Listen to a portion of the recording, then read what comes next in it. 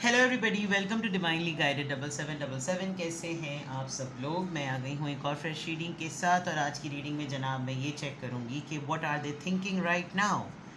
अब right now से मुराद ये है कि जब कभी भी ये रीडिंग आपकी नज़रों से गुजरेगी तो राइट नाउ आपके पर्सन क्या सोच रहे होंगे ये उससे रिलेटेड होगी। टाइमलेस है, जनरल है, कलेक्टिव है। जब कभी भी आपकी नज़र से गुजरेगी ये आपके लिए आपका उस वक्त का मैसेज है। मैसेज आपने वही लेना है जो लगे आपको अपनी सिचुएशन से मैच करता हुआ। टैरो में ये मैसेजेस आए हैं, सब आपने अपने ऊपर इम्पोज नहीं करने, और इनकी बेसिस पर आपने कोई भी फाइनल डिसीजन नहीं बनाना।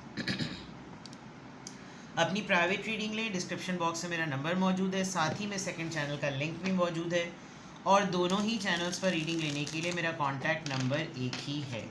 सो without any further delay, what are they thinking right now. आप जिस भी पर्सन को माइंड में रख के रीडिंग देखना चाह रहे हैं, आपका उसके साथ जिस भी तरह का एसोसिएशन है, आप इससे बेहतर वाकिफ़ हैं। मैं सिर्फ ये चेक करूँगी कि जो भी पर्सन है आपके माइंड में, वो इस वक्त क्या सोच रहा है। ठीक है, what are they thinking right now. Definitely जो भी इंसान को आप माइंड में रख के रीडिंग देख रहे हैं, उसके साथ आपकी कोई ना कोई एक एसोसिएशन और एक अफेक्शन जो है वो ज़रूर होनी चाहिए। ठीक है, what are they thinking right now, what are they thinking right now. Okay, release, surrender, what are they thinking right now.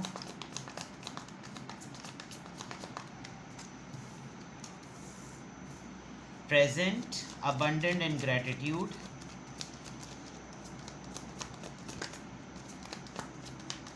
एक तवक्कल वाली वाइब आ रही है, रिन्यूअल। ठीक है, जब इंसान जो है वो हर तरह के हालात से लड़ते लड़ते, स्ट्रगल करते करते, जब वो एक पॉज मोमेंट पर आ जाता है तो फिर वो कहता है कि बस ठीक है, जो भी है, जिस भी तरह का है, बस ठीक है, इस वक्त इसी में शुक्र किया जाए। केमिस्ट्री, पैशन, इसको मैं यूँ कर देती हूँ वरना फिर पूँ हो जाएगा। ठीक है जनाब, what are they thinking right now. अगर आप दोनों के दरमियान बड़े अरसे से कोई कांटेक्ट नहीं हुआ है तो your person is thinking about you and missing you. Celebrations and abundance, हो सकता है कुछ लोगों की बर्थडे करीब हो, और बर्थडे करीब होने से बड़ी पॉसिबिलिटी हो सकती है कि कोई गिफ्ट आपकी तरफ मिले। एक तरफ सिचुएशन सोच में आपके पर्सन की आ रही है कि वो जैसे हैं, जिस तरह के भी हैं, जिस तरह के भी जोन में हैं, वो अब अपने आप को उसमें उसका शुक्र अदा करें। और एक तरफ ये सोच आ रही है कि उनको या तो कोई चीज़ सेलिब्रेट करनी है, कोई अचीवमेंट, कोई ग्लिटर, कोई जॉय, कोई मोमेंट, दे वांट पार्टी। अगर मैं ये कहूँ, स्ट्रगल वाली बात जो मैंने कही है, अगर मैं इस वक्त वाकई at the very present moment आपके पर्सन की सोच को देखूं तो एक ठहराव सा आ गया है, रुका हुआ है सब कुछ, एंड दे आर क्वाइट, खामोश हैं। ये ज़रूर है कि वो आपके और अपने दरमियान कोई चीज़ स्पार्कलिंग पॉइंट ऑफ व्यू से, कि कुछ चमक दमक हो, कुछ नया हो, जो रेगुलर रूटीन चल रहा है उससे हट के कुछ हो, या तो आपके बारे में सोच के विजुलाइज कर रहे हैं, कुछ अपनी सोचों में ही कुछ आपको सोच रहे हैं, या फिर ये एलिमेंट आप दोनों के दरमियान बिल्कुल डेड और डल हो चुका है, जिसकी वजह से वो किसी सेलिब्रेशन फेज़ में जाना चाहते हैं और इसके टूवर्ड्स वो कुछ प्लान कर रहे हैं। ठीक है, तो अभी तक तो फ़िलहाल बिल्कुल ये क्लियर है कि आपके पर्सन की सोचों में क्या है। आपको भी कभी कभार नोटिस करते हैं, जब आपके बारे में सोचते हैं तो उनको ये लगता है कि आप बहुत सबमिसिव हैं। सबमिसिव यानी हर बात पर फ़ौरन अमल कर लेना, फ़ौरन बात मान लेना, रेजिस्ट ना करना। हो सकता है आप दोनों के दरमियान कोई खामोशी सी आ गई हो, कुछ चुप से आप दोनों हो गए हों। आपके पर्सन अपनी सोचों में आपसे आर्ग्यूमेंट डिमांड कर रहे हैं, आप साइलेंस पर हैं, और आप ऐसा लग रहा है कि चलो ठीक है, क्या फ़ायदा एक ही लकीर को पीटने का, जो है जैसा है, जिस तरह है उसको होने दो, चलने दो, इस तरह की बात है। ठीक है, तो और इसके अलावा भी चेक करते हैं कि आपके पर्सन क्या सोच रहे हैं. What are they thinking right now. What are they thinking right now. What are they thinking right now?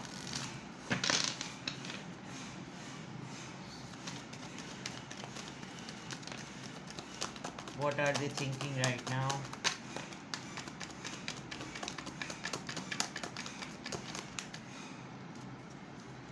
What are they thinking right now? तो बहुत सारे आ गए. What are they? चलिए, ट्रस्ट सबसे लास्ट में आया है.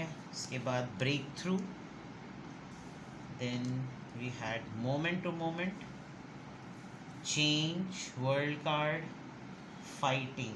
ये तो बिल्कुल ऐसा लग रहा है कि जो ऊपर आया वही इस डेक से नीचे भी आ गया. रेपिटेशन कहें तो गलत नहीं होगा. आपके पर्सन जो सोच रहे हैं इस वक्त बहुत सिग्निफिकेंटली जो मुझे नज़र आ रहा है, काफ़ी लोगों ने ना इनको छोड़ दिया और अब इनके लिए बस अब ये एडमिट करना रहता है कि मैं इस बात को अब मान लूँ कि कितने लोग मेरी लाइफ में ऑनेस्ट थे और कितने डिसऑनेस्ट थे. सिंपल सी बात. दूसरा, एक अपनी ज़िंदगी का न्यू विज़न, एक अपनी ज़िंदगी की नई सोच, अपने लिए ही जो रिन्यूएबल वाली बात आई है वो बिल्कुल ठीक है कि चाहे रिश्ता हो, चाहे सर्कल हो, चाहे ज़िंदगी हो, राइट लोगों से फ़ाइट होती है तो उसका एक आउटकम होता है. लेकिन गलत लोगों से अगर फ़ाइट हो रही हो, गलत लोगों से लड़ाई हो रही हो, तो इंसान ड्रेन हो जाता है.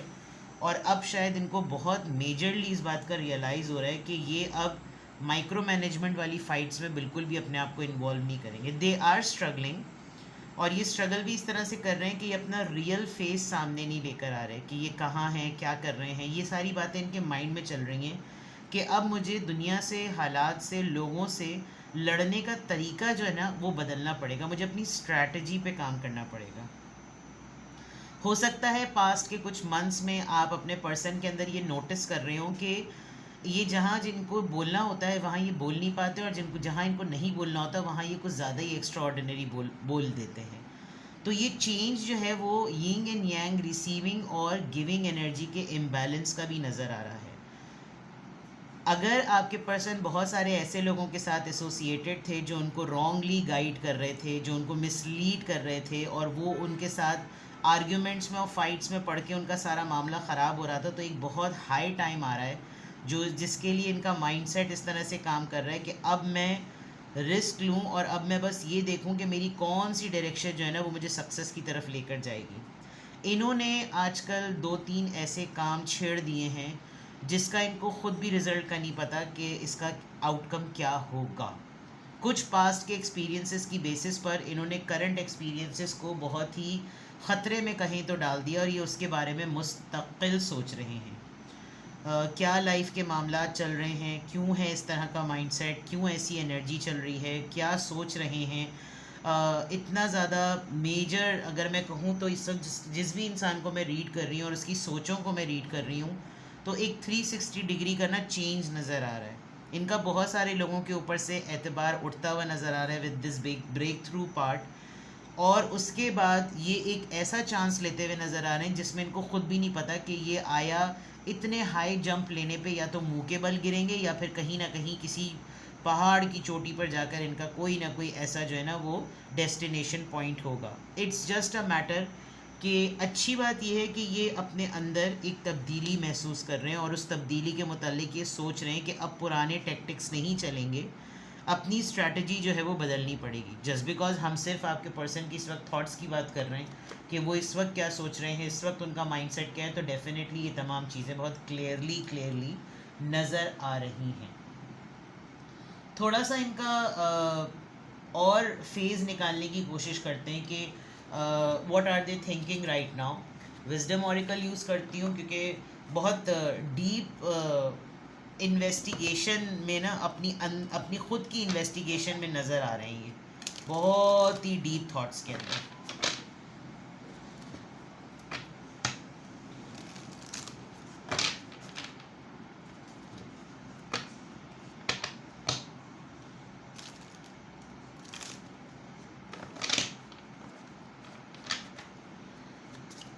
What are they thinking right now, please let me know कि उनका एनर्जी जोन क्या है. What are they thinking right now. यांग, देख ले मैंने यहाँ यिंग एंड यांग की बात की थी और इस वक्त बिल्कुल क्लियर नज़र आ रहा है कि ये रिसीविंग मोड में भी हैं.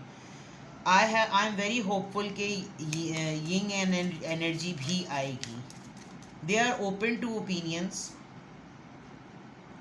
और ये अच्छी एडवाइस और अच्छे सजेशंस, राय, इजहार ख्याल, उन सब के लिए ये इस वक्त ओपन है. Truth be told, number 14.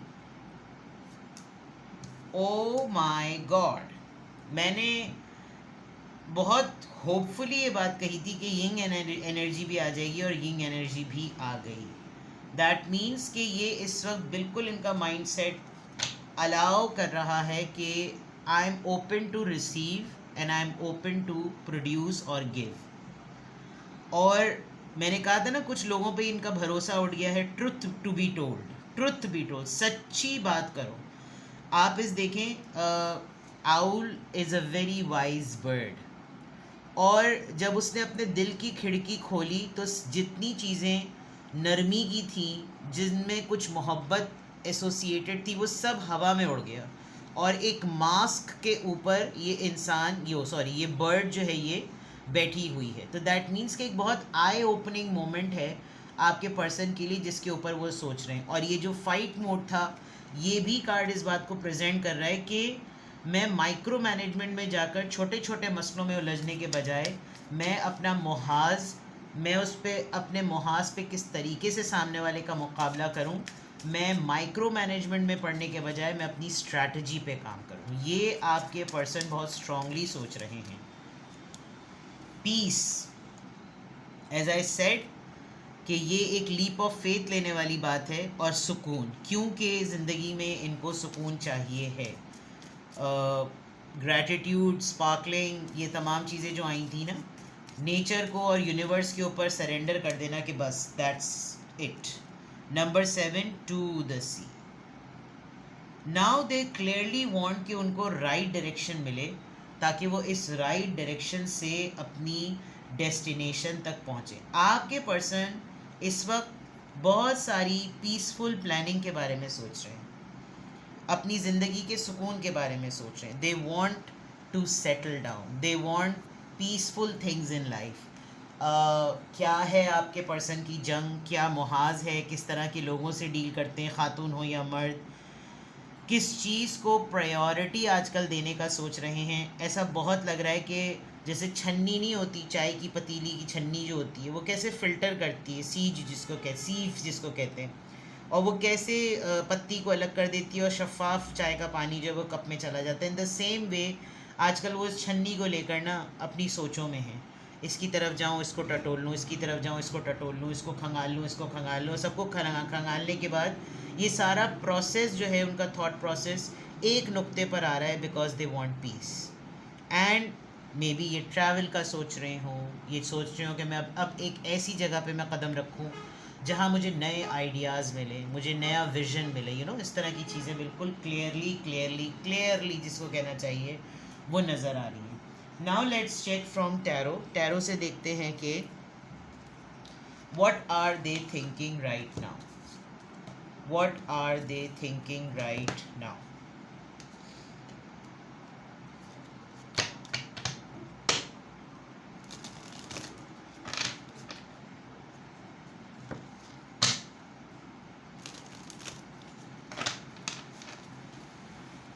What are they thinking right now? क्या सोच रहे हैं.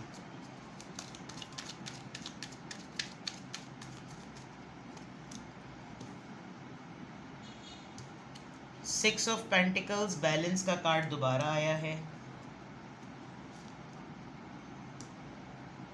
7 of cups, cancer, Scorpio, Pisces. Ace of Swords, clarity of mind. 8 of Cups, Cancer, Scorpio, Pisces.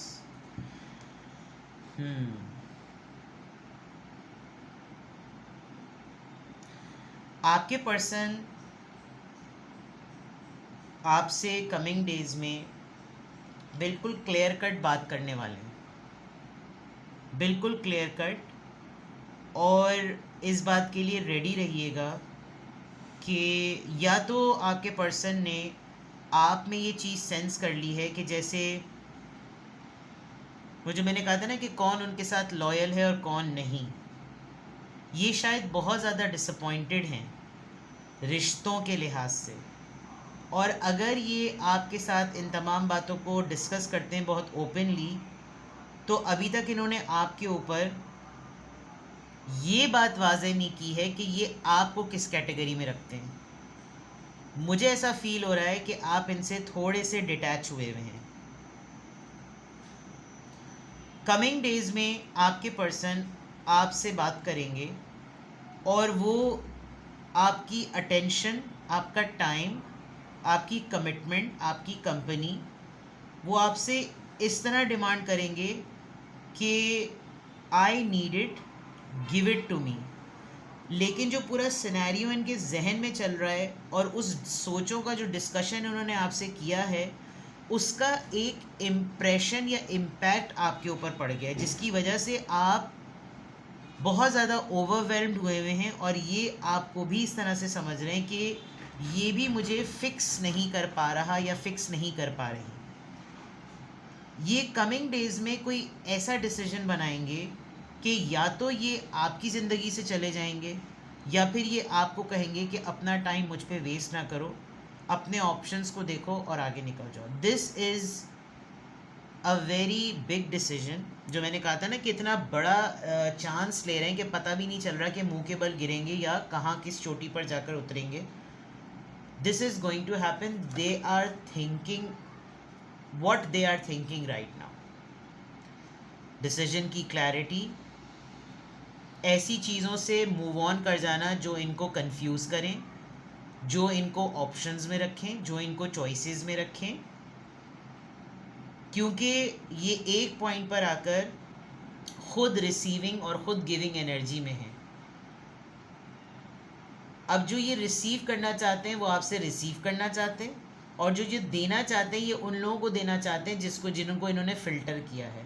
तो मे बी आप उस क्यू में होंगे जहाँ जब आपका भी एक रिसीविंग का टाइम है, लेकिन ये आपसे रिसीव कर रहे हैं, आपको प्रोवाइड नहीं कर रहे। And they are also thinking कि you have so many choices in life, you should better make a better decision and move on. So wait for that day, wait for that time.